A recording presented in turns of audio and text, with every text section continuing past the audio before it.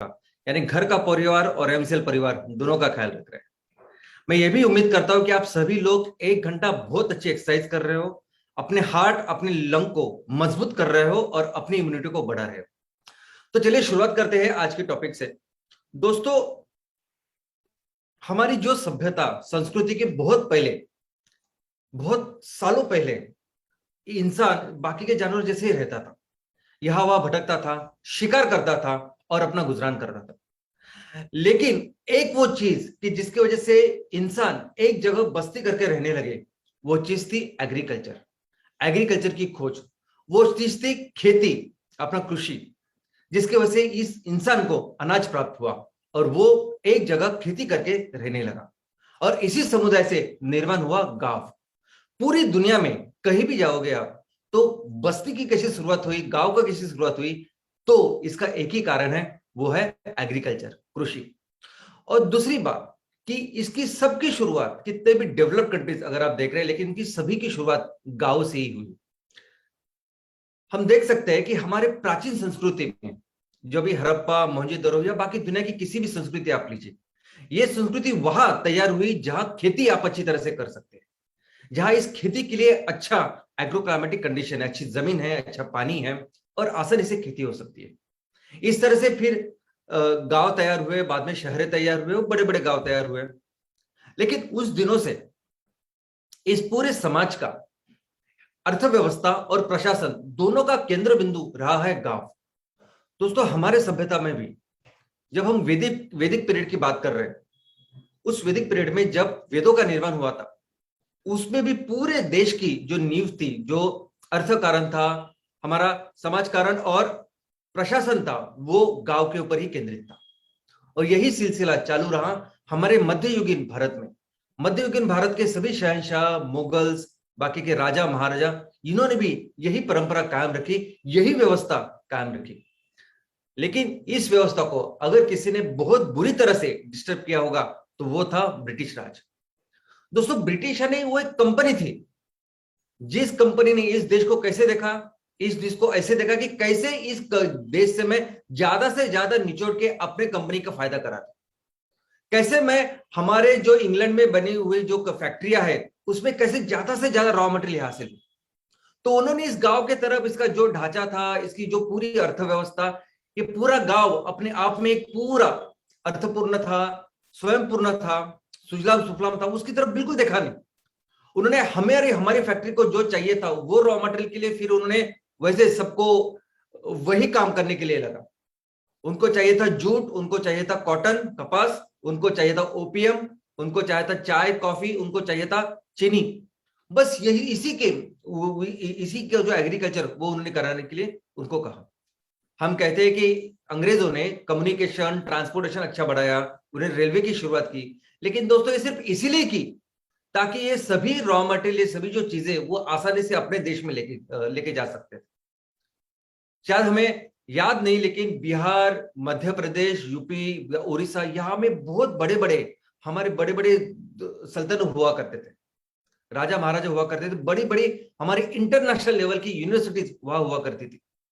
लेकिन अंग्रेजों ने अपने फायदे के लिए इसको छोड़ अपने जो पोर्ट्स थे, जो बंदरगाह थे, जैसे मुंबई, कलकत्ता, मद्रास, यहाँ के जैसे वो ज्यादा से ज्यादा रॉ मटेरियल लेके जा सकते थे और वहां तैयार किया हुआ माल वो यहाँ लेके आ सकते थे। बस इसीलिए उन्होंने इस सब चीज को डेवलप किया।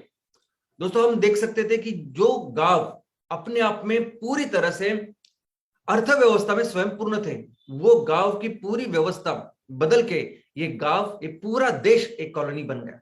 एक ऐसा कॉलोनी जो सिर्फ सर्व कर रहा था अंग्रेजों के फायदे के लिए।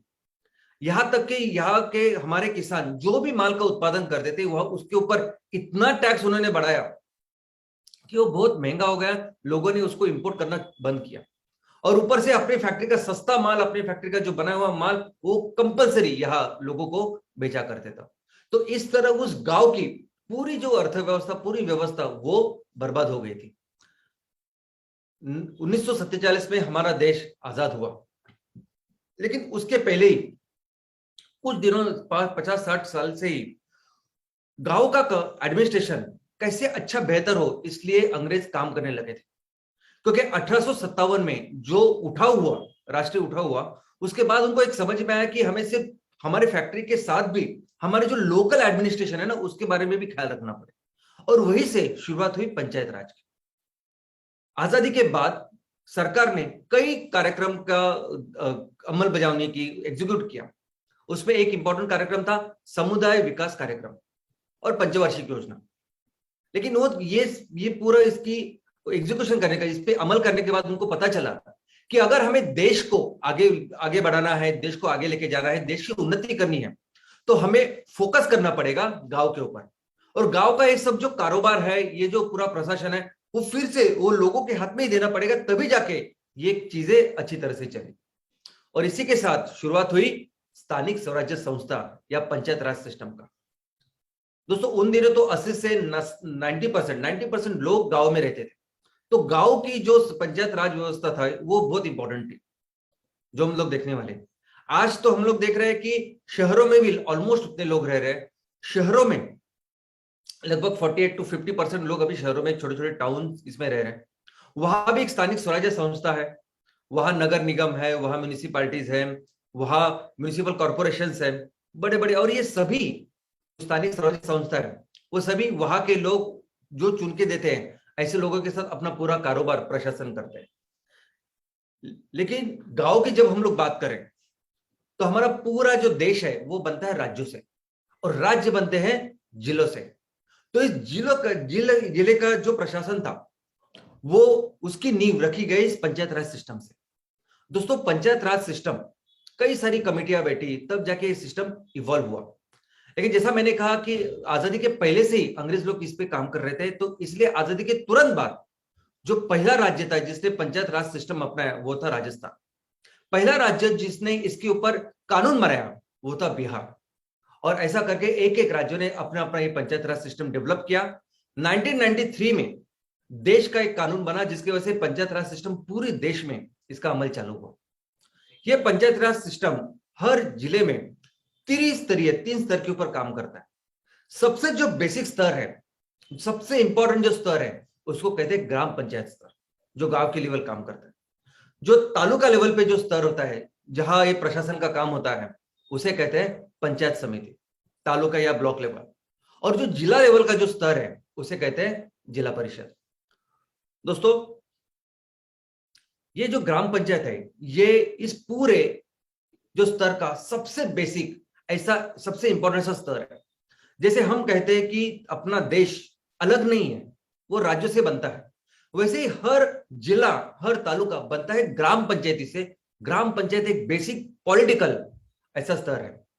अभी इस पॉलिटिकल स्तर में किस तरह से प्रशासन होना चाहिए, इसलिए हर राज्य ने अपने अपने कायदे कानून बनाए। उन्होंने कहा कि इतना पॉपुलेशन होना चाहिए तो उससे होगा ग्राम पंचायत। तो पहले था 2000, 1000, अभी तो कई सारे राज्यों में 500 लोग इकट्ठा, 500 का पॉपुलेशन हुआ तब वो ग्राम पंचायत बनता है। तब इस 500 के पॉपुलेशन में एक गांव हो सकता है, 2 गांव हो सकते हैं, 3 गांव हो सकते हैं। लेकिन इसमें ये प्राइमरीली एक पॉलिटिकल ऐसा सबसे बेसिक यूनिट है। इस गांव में होती है ग्राम सभा। ग्राम सभा यानी उस गांव में रहने वाले, उस ग्राम पंचायत में रहने वाले सभी लोग मिलके उनकी होती है सभा। इस सभा का जो रेफरेंस है वो वैदिक पीरियड में भी है। ये गांव के लोग मिलके बनाते हैं सभा, और अपने ही लोगों में से वो चुन के देते कुछ ऐसे लोग जो इसका प्रशासन करते हैं, और इसी को बोलते हैं ग्राम पंचायत के सदस्य। ये ग्राम पंचायत सदस्य मिलके फिर ये गांव का कारोबार करते हैं, और इसमें से भी कोई एक आदमी होता है जो इन सबका नेता होता है या सबका मुखिया होता है, जिसको हम मुखिया, सरपंच या प्रधान बोलते हैं। दोस्तों लेकिन बहुत पहले से ही ये ग्राम पंचायत सिर्फ पॉलिटिकल नहीं, जैसा मैंने कहा कि सबकी शुरुआत इकोनॉमी, आर्थिक कारण से हुई। हमारे देश में भी ये बहुत पहले से एक हमारी इकोनॉमी का एक ऐसी बुनियाद थी, जो बुनियाद अपने आप में स्वयंपूर्ण थी। हर गांव अगर आप देखोगे तो हर गांव इस आर्थिक स्थिति में स्वयंपूर्ण था। उन दिनों जब चलन भी नहीं था, जब ये रुपया वगैरह नहीं था, जब वस्तु विनिमय ऐसा होता था जिसको हम बार्टर बोलते हैं, यानी गांव में हर कोई अलग अलग जो लोग हैं अलग अलग इकोनॉमिक एक्टिविटी करते थे। कोई लोहे का काम करता था, कोई लकड़ी का काम करता था, कोई अनाज उगाया करता था। और अगर मेरे पास मैं लोहे का काम करता हूं तो मैं लोहे का आपको वस्तु दूंगा और उसके बदले में मैं आपसे अनाज लूंगा। अगर मेरे पास अनाज है तो मैं कुछ आपको अनाज दूंगा और उसके बदले में मैं कुछ लकड़ी की चीज लूंगा। ऐसे ऐसे एक सभी लोग एक दूसरे के प्रति व्यवहार करते थे और हमारा हमारा पूरा जो गांव था इस तरह से पूरे से एक स्वयं पूर्ण था। दोस्तों, एमसीएल बिजनेस मॉडल में अगर हम लोग देखेंगे तो हमें हमारा एक ही लक्ष्य है। हमारा लक्ष्य है कि हमें अपने देश को फिर से सुजलाम सुफलाम बनाना है। ये पूरी जो दुनिया की संस्कृति है, दुनिया की सभ्यता जब से चालू हुई है ना, 80% ऑफ टाइम हम भारत दुनिया की सबसे बड़ी अर्थव्यवस्था थी। 2/3 तक इतनी बड़ी अर्थव्यवस्था, इतनी बड़ी जीडीपी हमारी सिर्फ थी पूरी दुनिया में। और इसका एक ही कारण था कि कुदरत ने हमें इतना सब कुछ दिया है। ये कुदरत, ये एग्रीकल्चर, ये इतनी स्ट्रांग हमारी थी कि जिसकी वजह से हमारी अर्थव्यवस्था दुनिया में नंबर 1 ऐसी अर्थव्यवस्था थी। तो आज जो हमारा मिशन है, आके हमें अपने देश को फिर से उस मकाम तक, उस स्थान पर लेके जाना है, तो हमें फिर से एक चीज के ऊपर फोकस करना पड़ेगा और वो है ग्राम पंचायत। क्योंकि जिसके वजह से अपनी अर्थव्यवस्था इतनी मजबूत थी, फिर से हमें बेसिक पे जाना पड़ेगा, फिर से हमारे गांव को उस वैसे अर्थव्यवस्था में मजबूत बनाना पड़ेगा, उसको सुजलाम सुफलाम बनाना पड़ेगा। और इसीलिए हमने हर ग्राम पंचायत के ऊपर एक प्रोजेक्ट का निर्माण किया है जिसका नाम है एमसीएल विलेज प्रोजेक्ट। और हमारे पूरे इस बिजनेस मॉडल में, इस पूरे फैमिली में सबसे अहम, सबसे इंपॉर्टेंट अगर कोई प्रोजेक्ट है तो वो है यह एमसीएल विलेज प्रोजेक्ट। जैसा हम कहते हैं कि हमारा तहसील का अगर आपका कोई नाम है तो वो तहसील कुछ अलग जगह या अलग एंटिटी नहीं है, वो तहसील बनता है आपके सभी ग्राम पंचायतों से। वैसे ही दोस्तों, आज तहसील लेवल के हमारे जो एंटरप्रेनर है, तहसील लेवल के जो हमारे स्टार्टअप्स है, मैं आपको बोलना चाहूंगा कि आपकी एक कंपनी नहीं है स्टार्टअप। अगर आपके तहसील में अगर 80 ग्राम पंचायत है, अगर 100 ग्राम पंचायत है, 120 ग्राम पंचायत है, तो दोस्तों आपके एक तालुका में 120 कंपनियां हैं, 120 प्रोजेक्ट्स है, 120 अलग अलग बिजनेस यूनिट्स हैं। और हर कोई जो बिजनेस यूनिट है वो अलग अपने इसमें स्वतंत्र, इंडिपेंडेंट ऐसा बिजनेस यूनिट है जिसको हमें इंडिपेंडेंटली सक्सेसफुल करना है। तो तालुका में ये मत समझे कि हमें एक पूरे तालुका को मिलकर 100 टन की या 200 टन की फैक्ट्री करनी, नहीं। तो हर ग्राम पंचायत में हमें जिस एमवीपी का निर्माण हम लोग कर रहे हैं, जिस प्रोजेक्ट का निर्माण कर रहे हैं, उसको सक्सेसफुल करना है, तब जाके हम सुजलाम सुफलाम कहलाएंगे। तो कैसे एग्जैक्टली हम लोग करेंगे? तो एक ही तरीका होता है। अभी इस गांव को कुदरत ने इतना कुछ दिया है, जितने रिसोर्सेस हमारे पास है दुनिया में, वो दुनिया में किसी दूसरे देश के पास नहीं। बस इस रिसोर्स को, इस संसाधनों को हमें डेवलप करना है, तब जाके इन गांव को हम लोग डेवलप कर पाएंगे।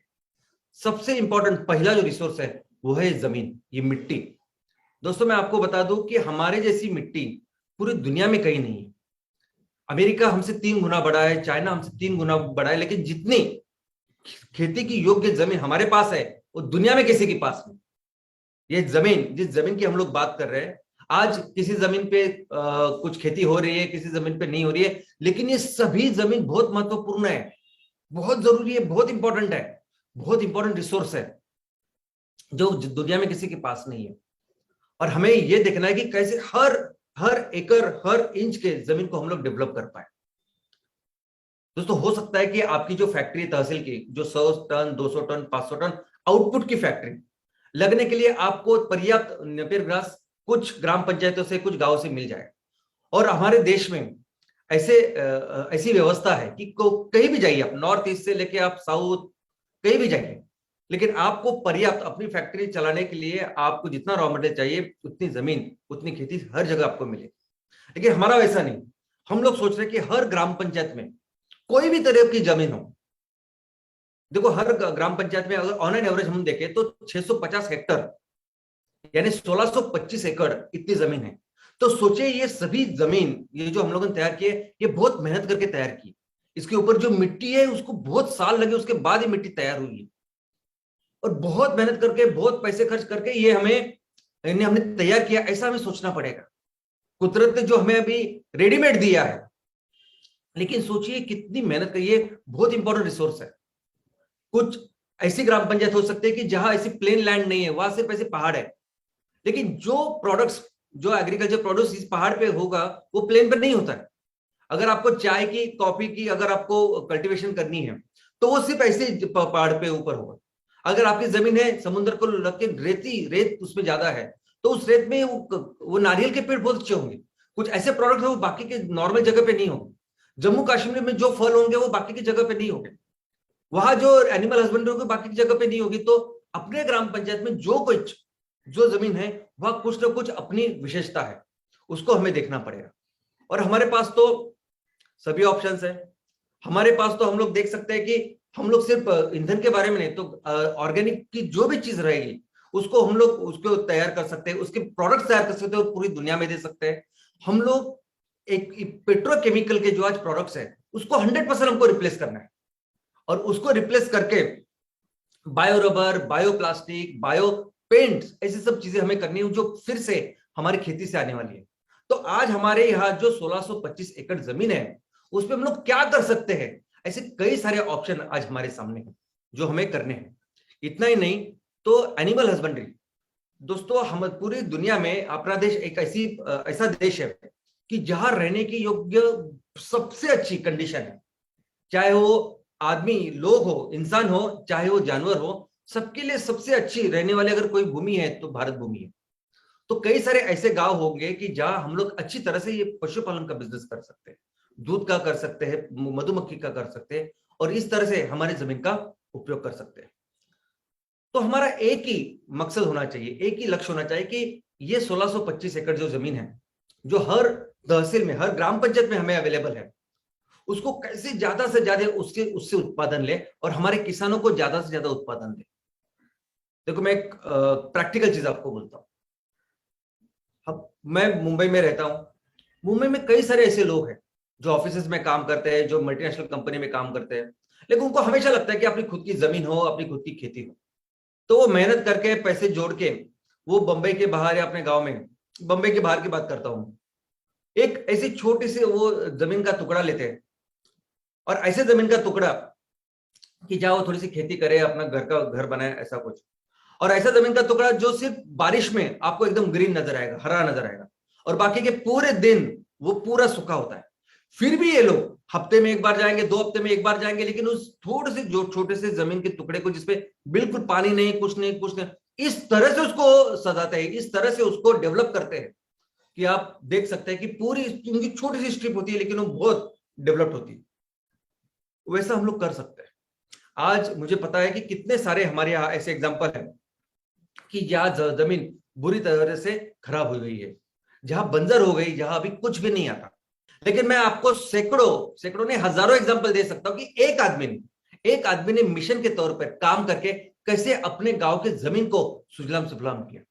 अभी यही एग्जांपल मैं आपके सामने रखता हूं कि डॉक्टर लाल सिंह साहब है, एक औष्णिक विद्युत प्रकल्प, अगर आपने देखे होंगे, तो जहां कोयले से ये विद्युत निर्मित की जाती है, बहुत बहुत बहुत ज्यादा प्रदूषण होता है, बहुत ज्यादा पैमाने में राख तैयार होती है, और राख इतनी फैलती है आजू बाजू गाँव में पानी में कि वो पूरी बंजर जमीन हो जाती है।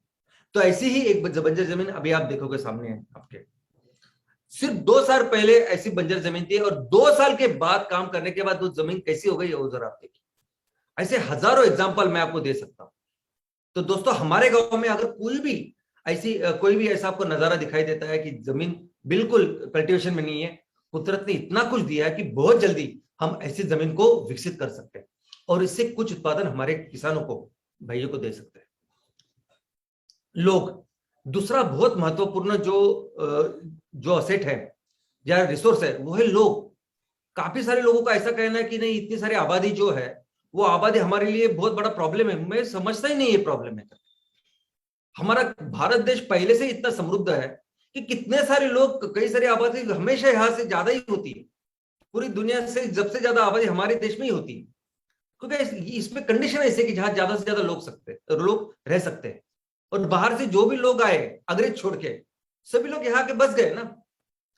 लेकिन ये लोग अभी हजारों साल से जब यहाँ रह रहे हैं, उन्होंने अपनी अपनी विशेषताएं डेवलप की है।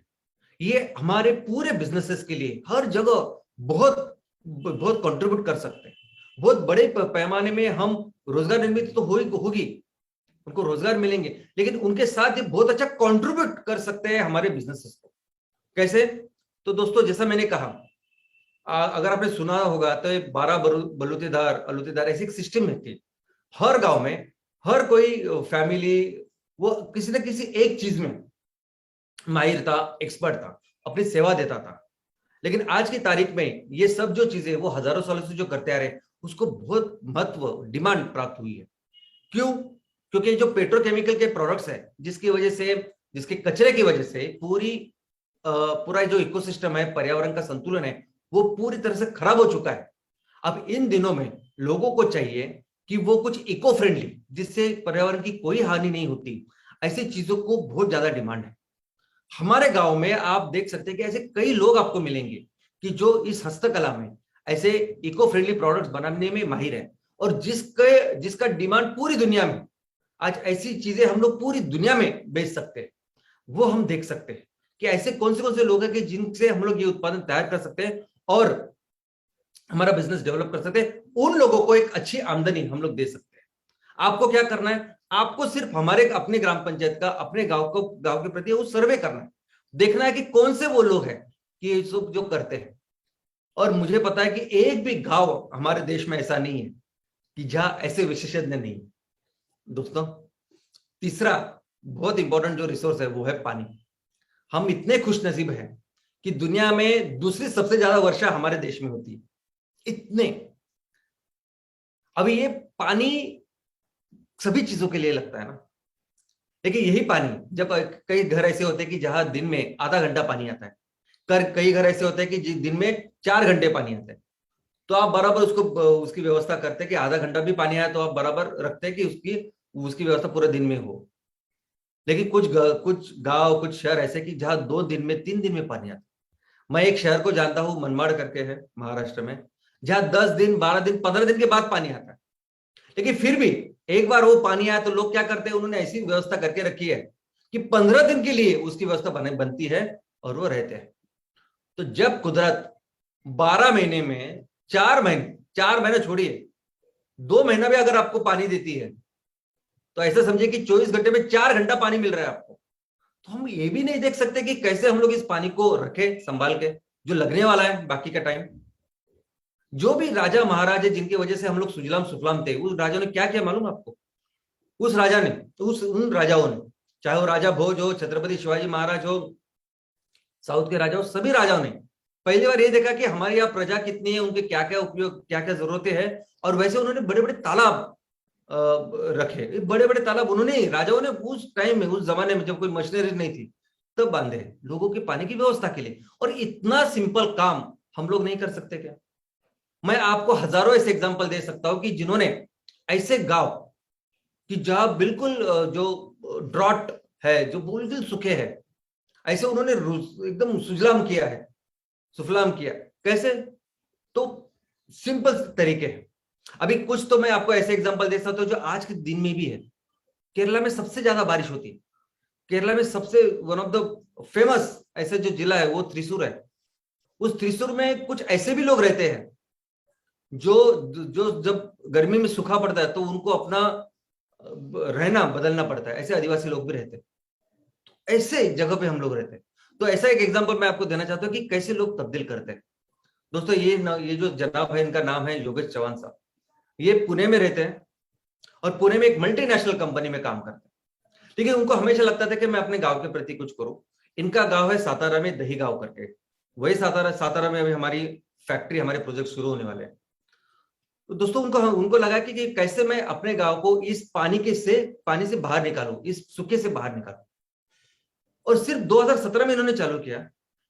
जब चालू किया तब ऐसी परिस्थिति थी कि एक 70 साल के जो किसान है, उन्होंने उनकी 2.5 एकड़ जमीन कितनी होती है, वहां 2.5 एकड़ जमीन में 8 बार उन्होंने बोरवेल की, 8 बार, 7 बार वो सूख गई, वो उसमें पानी नहीं लगा, ड्राई टाइप हुआ। और 8वीं बार जो पानी लगा वो तुरंत सूख गया। ऐसी परिस्थिति में इन्होंने काम किया। सबसे पहले तो वो वहां नहीं रहते थे, लोगों का ध्यान आकर्षित करने के लिए उन्होंने वहां का जो शमशान था वहां थोड़ा सा काम किया, और लोगों को साथ मिलके जो कुछ पैसे लगते थे उस काम के लिए वो यहां से वहां से CSR या कुछ चंदा विंदा इकट्ठा करके उन्होंने काम किया, और आज ये 3-4 सालों में अगर आप देखोगे, सिर्फ 3 साल में, तो वहां इतना पानी है, हर कुएं को पानी है, हर तालाब को पानी है, जमीन में अच्छी तरह से पानी है, और वो गांव इस पानी की वजह से समृद्ध बन गया। दोस्तों, हर ग्राम पंचायत में हमारा टर्नओवर कम से कम 5 करोड़ का हो सकता है। ऐसी इतनी कैपेबिलिटी, इतना पोटेंशियल आज हमारे हर गांव में है, हर ग्राम पंचायत में। 5 करोड़ का माल हमारे किसान तैयार कर सकते हैं और बेचेंगे, यानी हम लोग ही खरीदेंगे। तो दोस्तों सोचिए कि उसमें अगर कुछ खर्चे अभी करने हो, कुछ करने हो, तो आसानी से ये सब कर सकते हैं। हर गांव पानी में सेल्फ सफिशिएंट हम लोग कर सकते हैं। और एक इंपॉर्टेंट जो रिसोर्स है वो है ये मौसम, ये सूरज की रोशनी। दोस्तों ये सबसे इंपॉर्टेंट है। इसलिए मैं बोलता हूँ कि ज्यादा से ज्यादा जीव हमारे यहाँ, हमारे देश में रहते हैं, क्योंकि यहाँ कुदरती बनाए ही इस भूमि को ऐसे है।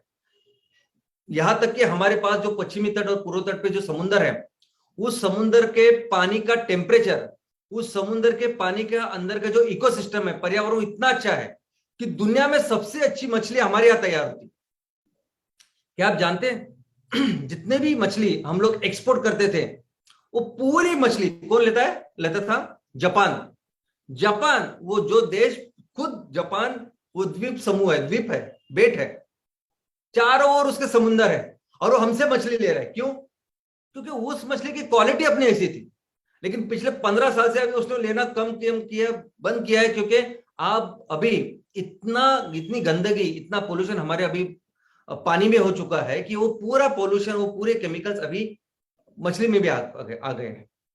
तो दोस्तों ये सब काम जब हम अपने गांव की तरफ फोकस करेंगे, जब हमें प्रदूषण कम करेंगे, ये इसका उत्पादन बेटर करेंगे, तो इसको तो पूरी दुनिया में डिमांड है। रोड मैप दोस्तों, आपको तो कई सारे ऐसी चीजें, जब आप गांव में जाएंगे तो आपको कई सारे ऐसी चीजें दिखाई देंगी जिसको हम लोग डेवलप कर सकते हैं। आपको सिर्फ पहले ये करना है कि जिस ग्राम पंचायत के आप उद्योजक हो, पहले तो उस ग्राम पंचायत के बारे में आपको एक अपना विजन तैयार करना है। आपको देखना है कि ये जो मेरा गांव है, उसको 5 साल के बाद, 10 साल के बाद MCL के साथ मिलकर जब हम लोग बिजनेस डेवलप करेंगे तो कैसा लगेगा, मेरे भविष्य का कैसे चित्र दिखेगा। चाहे वो स्कूल हो, चाहे वो हेल्थ की व्यवस्था हो, रोड्स हो, जो भी आपको लगता है, जैसे भी लगता है कि आपको पानी में, इलेक्ट्रिसिटी में स्वयंपूर्ण होना चाहिए, वो कैसे होगा, उसका भविष्य का चित्र निर्माण कीजिए। मुझे ये बताने में आपको बहुत गर्व महसूस हो रहा है कि आज हमारे साथ जो भी MCL विलेज के एंटरप्रेनर्स है, जो उद्योजक है, वो इतने जबरदस्त हैं, इतने अच्छे हैं, यानी आप सोच नहीं सकते। इतने बड़ी बड़ी संस्थाएं उनकी है, राजनीति में वो लोग हैं, ऑफिसर्स है क्लास 1, रिटायर्ड बहुत बड़े बड़े ऑफिसर्स हैं, जिन्होंने ग्राम पंचायत का प्रोजेक्ट लिया है, इसलिए क्योंकि तालुका अवेलेबल नहीं है। दोस्तों मैं सबसे अपील करना चाहता हूं कि जो भी आज ग्राम पंचायत के हमारे जो उद्योजक हैं, आप भी सिर्फ फोकस करें, आप अपने ग्राम पंचायत के लिए बहुत जबरदस्त ऐसा विजन बनाइए। विजन यानी क्या कि मेरे गांव में मैं कैसे ज्यादा से ज्यादा बिजनेस कर सकता हूं, ये सभी रिसोर्सेज मेरे पास है, मेरे पास इतनी जमीन है, इतने सारे लोग हैं, ये सब मैन पावर है, इसको मिलके, और ये पूरा मार्केट है, MCL ने मार्केट आपको तैयार करके MCL को ही देना है, वही देना है। तो किस तरह से मैं अपने गांव को ज्यादा से ज्यादा बिजनेस को, उसको सुजलाम और सुफलाम बनाऊं। और इसलिए आपको एक काम करना है कि पहले तो 8, 10 दिन, 15 दिन आप अपने गांव में जाइए, देखिए कि अपने गांव में क्या रिसोर्सेस है, क्या चलता है, लोगों को क्या समझता है, क्या वो कर सकते हैं, किन चीजों को डिमांड है, और इसके बारे में एक बार अपने लोगों से साथ बात कीजिए, देखिए, उसके बारे में सर्च कीजिए, किताबें पढ़िए। ये सब करने के बाद, पढ़ाई करने के बाद, आप फिर एक जगह एक नोटबुक और पेन लेके बैठिए, और ये पूरे जो डेवलपमेंट है, ये हमारे गांव का जो विकास है, उसका पूरा एक रास्ता, एक पूरी जिसकी प्लानिंग, वो आप तैयार कीजिए, जिसको हम लोग बोलेंगे ब्लूप्रिंट। कि मेरे गांव में अगर मुझे शुरुआत करनी है तो मुझे इससे करनी पड़ेगी, इस आदमी को पहले जाके मिलना पड़ेगा, ये काम जो है वो बेहतर होगा। इस तरह से 1, 2, 3, 4 इस तरह से आप अपना एक ब्लूप्रिंट बनाइए।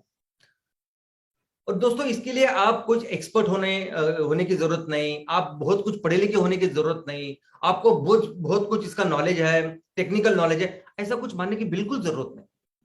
आपको सिर्फ सोचना है कि कैसे मैं बिजनेस से अपने गांव को समृद्ध कर सकूंगा। कितने सारे बड़े बड़े बिजनेसमैन हैं, उनका कोई बहुत बड़ा टेक्निकल बैकग्राउंड होता है ऐसा कुछ नहीं। उनके पास सिर्फ होता है कॉमन सेंस, विचार, सोचते हो जाते, थिंक करते हैं। ऐसे एक ब्लूप्रिंट, एक मस्त प्लानिंग आप करो। और यही प्लानिंग, यही ब्लूप्रिंट हमारे लिए है डिटेल प्रोजेक्ट रिपोर्ट है, डीपीआर। अभी डीपीआर हर गांव, ग्राम पंचायत का, गांव का हमें एक डीपीआर बनाना है। लेकिन जरूरी नहीं है डीपीआर यानी आप जो देखते हो इंटरनेशनल लेवल पे, नेशनल लेवल पे अलग अलग बड़े बड़े कंपनी के डीपीआर, टेक्निकल, डिफिकल्ट, जो समझने में बहुत मुश्किल होता है, ऐसे डीपीआर, ऐसा कुछ ज्यादा करने की जरूरत नहीं। हमारे लिए ग्राम पंचायत का डीपीआर यानी क्या? हमारे लिए ग्राम पंचायत का डीपीआर यानी हम हमारे गांव में कितना बिजनेस कर सकते हैं, बस। जब मेरे पास एमसीएल का सपोर्ट है, यही लगने वाली सब फैक्ट्री है, तो इनके साथ मिलकर मैं अपने गांव में कितना बिजनेस कर सकता हूं, बस ये सोचना, उसका लेखा जोखा यानी डीपीआर। और हम ऐसी चीज से शुरुआत करेंगे कि जो चीज से आपका नाम एस्टेब्लिश हो, जिस चीज की वजह से आपके प्रति सभी गांव वालों का जो निष्ठा है, जो विश्वास है, वो दृढ़ हो जाए। और आज की तारीख में सबसे अहम अगर कोई चीज है वो है ईंधन, फ्यूल। हमारे गांव में जब रिक्शा हम लोग सीएनजी पे ऊपर कन्वर्ट करेंगे, जब गांव के जो चूल्हे हैं वहां के चूल्हे हम एलपीजी को रिप्लेस करके हमारे गैस के ऊपर चलाएंगे, या गांव में कुछ ऐसी चीजें होती है जो बहुत महत्वपूर्ण होती है, लोगों को बहुत जरूरी होती है, चाहे कुछ स्कूल हो, चाहे वो कुछ समाज मंदिर हो, चाहे वो शमशान हो, कोई भी ऐसी चीज, और जहां बिल्कुल लाइट की व्यवस्था नहीं है, वहां आप अपने गैस में तैयार किए हुए जनरेटर से, अपने अपने गैस से जो बिजली बनेगी उससे बिजली का निर्माण कर सकते हो। उससे कितना नाम, कितना अच्छा आपका गांव में हो सकता है। और ऐसे ही हमें तैयार करना है अपना ब्रांड, अपना विश्वास, और ये बहुत जरूरी है। लोगों को पहले ही दिन, मैं हमेशा बोलता हूं कि हमें तो इतने सारे प्रोडक्ट बेचने हैं, यानी कल ये पूरे पेट्रोकेमिकल के जो चीजें हैं, यानी सुबह हम लोग जो ब्रश करते हैं ना, वो प्लास्टिक का ब्रश, उसको भी रिप्लेस करके जो भी चीज आप खाते हो, पहनते हो, डालते हो, चप्पल तक, हमें सब चीजें ऐसी तैयार करनी जो हमारे खेतों से आएगी और जिस पर्यावरण का ख्याल रखे। तो बेचना तो बहुत कुछ है, करना तो बहुत कुछ है, रॉ मटेरियल बहुत कुछ करना है, लेकिन उसके लिए पहले जो विश्वास का निर्माण करना है, वो विश्वास तैयार होगा इस ऐसे ईंधन के साथ, इस पहले प्रोडक्ट के साथ। लेकिन सबसे इंपॉर्टेंट चीज, सबसे सबसे यानी मैं तो बोलता हूं इस पूरे बिजनेसेस में गांव को अगर हमें सुजलाम सुफलाम करना है, तो सबसे महत्वपूर्ण चीज, सबसे सबसे सबसे सबसे सबसे इंपॉर्टेंट चीज अगर कुछ है तो है सैटरडे सेशन। सैटरडे सेशन यानी हफ्ते में एक दिन आपको अपने गांव के लिए एक मीटिंग लेनी। मेरे गांव को मैं कैसे समृद्ध बनाऊंगा, कैसे सुजलाम सुफलाम बनाऊंगा, कैसे यहाँ रोजगार बढ़ाऊंगा, लोगों को कैसे ज्यादा अच्छा इनकम दूंगा, उसके बारे में आपको हफ्ते में एक दिन, एक बार 1 घंटे की मीटिंग लेनी है, जिसको हम लोग बोलते हैं सैटरडे सेशन। और जरूरी नहीं कि आप शनिवार को करो, आप सोमवार को करो, मंगलवार को करो, बुधवार को करो, गुरुवार को करो, शुक्रवार को करो, रविवार को करो, जो दिन आपको लगता है सही है, जिसमें लोगों को फुर्सत होती है, जहां गांव का जो मार्केट है, मार्केट का दिन हो सकता है, ऐसी कोई भी चीज, और एक एक फिक्स्ड जगह और फिक्स्ड टाइम, आपको हर हफ्ते ये काम करना है। और इसका बिजनेस के साथ कोई लेना देना नहीं। अभी आपने शुरुआत की है ना एमसीएल विलेज प्रोजेक्ट के साथ, तो पहले इमीडिएटली पहले हफ्ते से इसकी शुरुआत करो। फैक्ट्री लगेगी, फैक्ट्री आएगी, माल बेचे जाएंगे, आपके वो बिजनेस भी हो गए, सब कुछ होगा, लेकिन आप आज से शुरुआत करके हमेशा के लिए उसको चालू रखना है, पूरी जिंदगी इसको चालू रखना है। हर हफ्ते एक एक दिन उस गांव के लिए 1 घंटा देना है।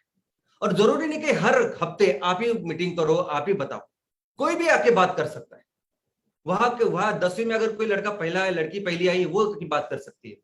वहां हमारे कॉलेज के युवा वो बात कर सकते हैं, कोई यंग एंटरप्रेन्योर बात कर सकते हैं, कोई सरकारी अधिकारी बात कर सकता है, वहां से कोई जो बड़े ऑफिशियल्स है, या बड़ा कोई भी उस गांव से रहते, जो अभी उस गांव में नहीं रहता, बाहर कहीं रहता है, फिर भी वो आके बात कर सकता है, जो हमारे गांव से जुड़ा हुआ है। दोस्तों, इसमें इतनी ताकत है। जब आप एक काम करोगे ना, 3 महीने 6 महीने के बाद आपको पता नहीं कि आपकी इज्जत कितनी बढ़ेगी उस गांव में। और पहले में एक आदमी आएगा, 2 आदमी, कोई जरूरत नहीं, कोई चिंता नहीं, पहले से बहुत सारे लोग आएंगे, कोई चिंता नहीं, आप उसकी चिंता ही मत करो। एक आदमी रहेगा तो भी चलेगा, आप ही अपना काम चालू रखो, आपको पता नहीं 3 महीने 6 महीने के बाद क्या होगा। अब इसी हफ्ते हमारे एक जगह पे ऐसे सैटरडे सेशन हुआ, वो एमवीपी यानी ग्राम पंचायत लेवल पे किया। इतना अच्छा, अभी जैसे मैंने आपको ये बताया है, इस तुलजापुर में ही एक हमारे ग्राम उद्योजक ने इतना अच्छा सैटरडे सेशन किया और उसका विषय था धूम्रपान। धूम्रपान क्यों नहीं करना चाहिए, बस धूम्रपान के ऊपर एक उन्होंने आधा घंटा 1 घंटा उन्होंने वो लेक्चर सब कुछ बातें बताई। वो इतने प्रभावित थे, इतना फायदा हुआ उसका कि उसके तुरंत बाद 5-6 लोगों ने उनको बोला कि सर आज से हम लोग इस धूम्रपान को हाथ नहीं लगाएंगे। इतना पावर होता है, यानी ये बिजनेस से कई आगे ये सैटरडे सेशन की चीज है। मैं तो कहता हूं ये सैटरडे सेशन यानी ऐसा समझे कि जैसे हम लोग जैसे शुक्रवार को मस्जिद जाते हैं, रविवार को चर्च जाते हैं, गुरुवार को मंदिर जाते हैं, वैसे एक प्रार्थना है जिसको हर हफ्ते हमें करना है कि कैसे हमारे गांव को हम लोग इसको आगे बढ़ाएंगे। और बिल्कुल इसमें कोई भी खंड या इसमें कोई भी रुकावट नहीं आनी चाहिए। और दोस्तों इसमें कई सारे ऐसे हमारे लोगों के जो सवाल है, जो कुछ क्वेरीज है जिनके बारे में आज आपको बताना चाहूंगा। सबसे पहला सवाल तो ये आता है कि लोग ये पूछते हैं कि 10,000 मेंबर आज हर तालुका में हमारे हैं। कई सारे लोगों तो अभी 10,000 के आगे निकल गए क्योंकि एक कारवा इतना बहुत बढ़ता जा रहा है कि लोग अभी खुद से आ रहे हैं और हमारे संगठन का मेंबर हो रहे हैं। तो इतने सारे लोग 10,000 नहीं 15,000 20,000 लोग अगर नेपियर घास की खेती करेंगे, अगर आप एक एक हर आदमी के पीछे अगर 1 एकड़ भी पकड़ो तो इतनी सारी जमीन होती। तो इतने सारे जमीन का आप नेपियर घास लोगे क्या? इतना बायोमास इतना हम लोग तैयार करेंगे, मेहनत करेंगे, आप लेंगे क्या? कैसे लेंगे आप इतना सब कुछ? आपके फैक्ट्री तो 100 टन की है। तो दोस्तों आप इसको किसी भी दूसरे अपने जो एग्रीकल्चर का प्रोड्यूस है उसके साथ कंपेयर ही मत कीजिए।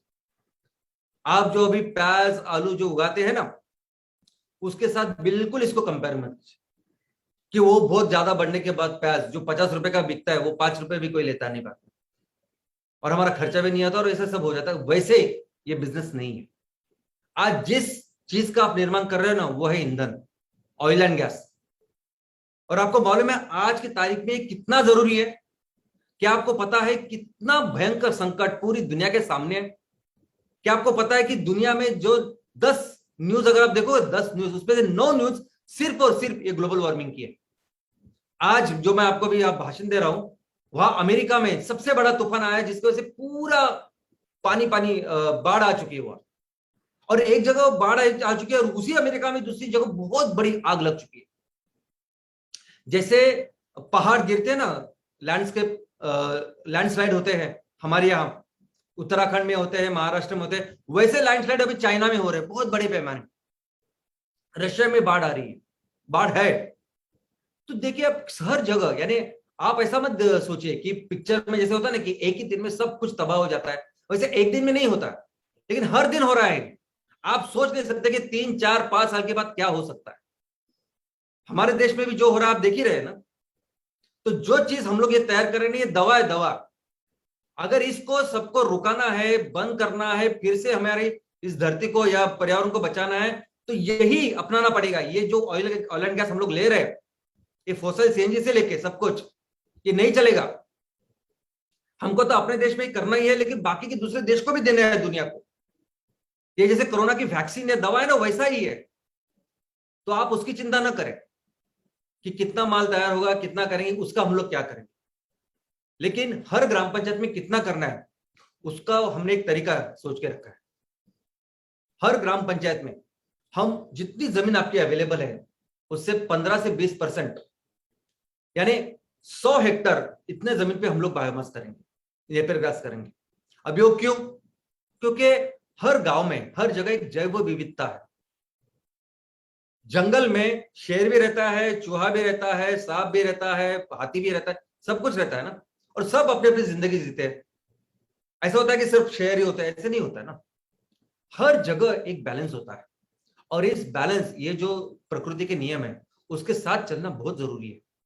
वैसे हम लोग काम करेंगे। हम अपने यहाँ जैसे मैंने कहा कि लगभग ऑन एन एवरेज 650 हेक्टर अपने पास हर ग्राम पंचायत में, उससे उससे 100 हेक्टर यानी 15% से भी कम, इतना हम हर ग्राम पंचायत में करेंगे। उसका लिमिट रखेंगे क्योंकि अगर एक ही चीज आपने बार की बहुत बड़े पैमाने पे की, जैसे मलेशिया में हुआ, सभी जगह उन्होंने पाम के पेड़ लगाए और पाम ऑयल में पूरी दुनिया में नंबर 1 हुए। अमेरिका में जाओगे तो हजारों हेक्टर पे बस एक ही आपको क्रॉप दिखाई देगा। इससे वो जमीन का, उस पूरे पर्यावरण का कितना नुकसान होता है इसकी आपको कल्पना नहीं है। बहुत जगह पे वो जैव विविधता तो बहुत बुरी तरह से खतरे में, खराब हो चुकी है। वैसा हम लोग नहीं करेंगे। हम अपने यहाँ, जैसे मैंने कहा कि हर इंच में हम कुछ ना कुछ करेंगे। हर इंच, कोई भी जमीन ऐसी नहीं छोड़ेंगे कि जहां कुछ हमारा उत्पादन नहीं हो रहे वो जमीन ऐसी पड़ी पड़ी हुई नहीं। हम उससे पैसे क्या होते कह सकते हैं, कौन सा बिजनेस कर सकते वो करेंगे, लेकिन हर का बैलेंस रखेंगे। 100 हेक्टर हम लोग बायोमास करेंगे, बाकी के तो ऑर्गेनिक फार्मिंग में बहुत सारी चीजें हैं और इको फ्रेंडली प्रोडक्ट्स उसमें चीजें हैं। उन सभी चीजों का एक बैलेंस हम अपने गांव में रखेंगे। ऑर्गेनिक फार्मिंग, लोगों को ऑर्गेनिक फार्मिंग को लेके भी बहुत सारी क्वेरीज होते हैं, लेकिन उसको समझना भी जरूरी है। दोस्तों, हमें ग्राम पंचायत में पूरा जो केमिकल फार्मिंग, जो कैंसर की फार्मिंग हो रही है, उसको 100% रिप्लेस करना है ऑर्गेनिक फार्मिंग। लेकिन उसको समय लगेगा, समय लगता है। क्योंकि जिस तरीके से आज आप या आज हम लोग सब लोग जो खेती कर रहे हैं, इतनी बड़ी मात्रा में वो रासायनिक, वो केमिकल फर्टिलाइजर हम लोग डालते हैं। इंसेक्टिसाइड जो पूरे 1 लीटर में अगर 5 ml होना चाहिए, उसको 100-200 ml आप डालते हैं। वो एक वीडियो है कैंसर की, जो आई एम श्योर कि सभी हमारे सीनियर बीडीए के पास है, वो 3-4 मिनट की, वो इन सबको आप दिखाइए कि कैसे ये जहर आज पूरी जमीन में, वो धरती में, उस अपने हमारी मिट्टी में, इस पानी में जो भी खाते हैं हम लोग, वो सभी चीजों में कैसे जहर फैलता जा रहा है, इसलिए कैंसर फैलता जा रहा है। तो अगर आपको साफ करना, आपको 100% जहर निकालना है, तो उसको टाइम लगता है, कम से कम 3 साल लगते हैं आपका ये जहर, ये केमिकल्स पूरी तरह से जमीन और पानी से निकलने के।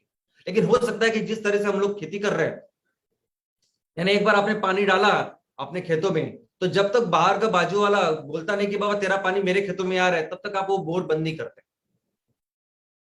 और उसमें इतना सारा केमिकल्स होता है।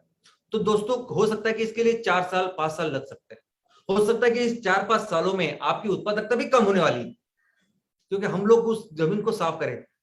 मशीन का कैसे ओवरऑलिंग करते हैं, हम लोग कैसे भी श्रावण का उपवास कर रहे हैं कि जो कुछ प्रॉब्लम सिस्टम को सिस्टम साफ हो जाए, वैसे ही अपने इसकी भी जरूरत है ना। कितने सालों से हम लोग इस केमिकल्स की खेती कर रहे हैं, लेकिन हम लोग देखेंगे कि कैसे उस कम इसमें भी, ये 3-4 सालों में जैसे कम उत्पादन भी आपको मिलते रहेंगे, ऐसे उत्पादन लेंगे हम लोग जिसको मार्केट में वैल्यू है और उसे कुछ अच्छे पैसे हम लोग किसानों को दे पाए। मशीनरी, क्या हमारे पास मशीनरी होगी? क्या एमवीपी में कौन सी मशीनरी होगी? उसकी क्या लिस्ट होगी? इक्विपमेंट की क्या होगा? तो दोस्तों, एक आप समझिए, एमवीपी का क्या रोल है, क्या करने वाला है। तो एमवीपी हमारे गांव को बढ़ाने वाला, आगे लेके जाने वाला एक इंजन है। एमवीपी एक ग्रोथ सेंटर है। एमवीपी हमारे किसानों को क्या करना चाहिए, क्या नहीं करना चाहिए, मार्गदर्शन करने वाला केंद्र है, एक ट्रेनिंग सेंटर है। या हम लोग बताएंगे कि देखो, एक नेपियर घास है, ऐसे उगाना है, ऐसे आप करिए। ये पशुपालन ऐसे होगा, आप इसको करिए। ये ऑर्गेनिक फार्मिंग ऐसी होगी, आप इसको करिए। ऐसा एक एमवीपी सेंटर है। एमवीपी वो सेंटर है कि जहां हम लोग कहते हैं कि हर किसान, हर फैमिली अपने आप में एक उद्योजक है, एंटरप्रेनर है, और वो अपना बिजनेस ज्यादा से ज्यादा कैसे बढ़ाए, ये सपोर्ट करने वाला वो सेंटर है। क्योंकि अगर मेरे ग्राम पंचायत, मेरे गांव में ये एमवीपी है और मेरे पास इतनी जमीन है, नहीं है, मुझे ये हस्तकला आती है, नहीं आती, जो भी है, तो कैसे मैं अपने आप को डेवलप करूं, कैसे मैं अपने फैमिली का इनकम बढ़ाऊं, कैसे मेरी जमीन से ज्यादा इनकम मुझे मिले, इसके ऊपर इसको प्रमोट करने वाला काम है हमारा एमवीपी। हमारे गांव में बहुत सारी ऐसी चीजें कि जहां रिसर्च की जरूरत है, जहां नूतनीकरण की जरूरत है, इसका भी हमारा सेंटर है एमवीपी। एमवीपी हमारा एक बिजनेस डेवलपमेंट का सेंटर है। सिंपल, हमारे गांव में बिजनेस अच्छी तरह से डेवलप करना है, जो जिसका केंद्र बिंदु, जिसका फोकस है अपना खेडूत, अपना किसान, उसको लोग कैसे ज्यादा से ज्यादा बिजनेस हम लोग करें हर एक इंच से, उसका सेंटर है एमवीपी। इसीलिए ये मत आप सोचिए कि अगर हम लोग हर ग्राम पंचायत में बोलते हैं कि 100 से 150 टन, 150 टन उससे ज्यादा भी, क्योंकि इतनी उत्पादकता है, नेपियर ग्रास की। 100 हेक्टेयर भी आपने करे तो कितना ज्यादा, तो 150 टन अगर हर दिन आपके एमवीपी में आएगा तो कैसे होगा, वो कैसे काम करेंगे हम लोग। तो आपका सेंटर सिर्फ बिजनेस ग्रो करने का सेंटर है। वो जो रॉ मटेरियल, चाहे वो नेपियर ग्रास हो, चाहे वो दूसरा ऑर्गेनिक की फार्मिंग हो या बाकी कुछ हो, ये सभी चीज वो सब फैक्ट्री प्रोसेसिंग वो सब देख लें, वो अलग होगा आपसे, वीपी से। ये हमारी एक स्कूल है, एक वर्शिप सेंटर है कि जहां हम लोग आगे जिंदगी में तरक्की करने वाला एक सेंटर होने वाला है। जीरो वेस्ट ग्राम पंचायत, इसको भी लेके लोगों को लगता है कि कचरा, हमें पूरे सभी गांव को कचरा मुक्त करना है। बहुत बहुत बहुत राइट, करेक्ट। हमें हर गांव को कचरा मुक्त करना है, सिर्फ सॉलिड ही नहीं, लिक्विड गैसेस सभी तरह के कचरे। मैं आपको कचरे के बारे में भी एक बहुत अच्छा प्रेजेंटेशन दूंगा और बताऊंगा कि कचरा क्या होता है। और 100% हम लोग पूरे गांव को कचरा मुक्त करेंगे। लेकिन दोस्तों, ये हमारी सोशल एक्टिविटी है, बिजनेस नहीं है। जैसे हमें हर गांव में स्कूलों को अच्छा करना है, हर गांव में बिजली लानी है, हर गांव में जो मेडिकल फैसिलिटी उसको बेटर करना है, स्पोर्ट्स के लिए काम करना है। लेकिन ये कब, ये सब सोशल काम है, ये कब होंगे जब हम अपने बिजनेसेस प्रॉपरली स्ट्रांग करेंगे। बिजनेस के बाद करने वाला जो सोशल सामाजिक काम है उसमें से एक आता है जीरो वेस्ट। ये बात अलग है कि हम हर तरह से कचरे से आज ईंधन बना सकते हैं, कोई भी कचरा।